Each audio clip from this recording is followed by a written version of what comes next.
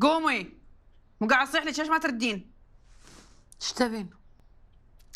حاكيني عدل كله علمك الادب. طلعي برا، الله يخليك خليني بنام شويه. قومي غسلي وجهك الخايس، يلا سوي لنا ريوق انا واختي متنا من الجوع، يلا. وش حقه ما تسوين حق عمركم ريوق؟ انا تعبانه. انت ما ينفع وياك حكي الادب. قومي هديني هديني يا الميمونه، هديني اقول لك هديني. قومي يلا هديني سدي حلقك. يلا. حرام عليكم، انا مو خدامه عندك، هديني. انت تخدميني وتخدمين اختي، يلا. سدي حلقك ما تسمع صوتك. حرام عليكم. سوي روحك مره، ها؟ يلا واي يلا جهزي الريوق وجيبي لي اختنا ليلى، يلا.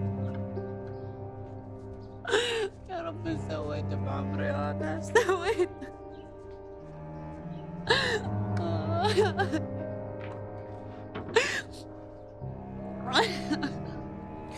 يما كاسر خاطري عايشه، حرام عليهم اللي قاعد يسوونه فيها.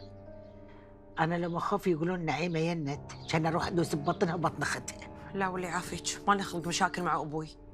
بس والله اللي قاعد يصير حق هالمسكينة يقهر. يما ما حد طقها على ايدها قالها تتزوج قاسم، هي خذتها عناد علينا كلنا عشان تحرنا وتحر جاسم.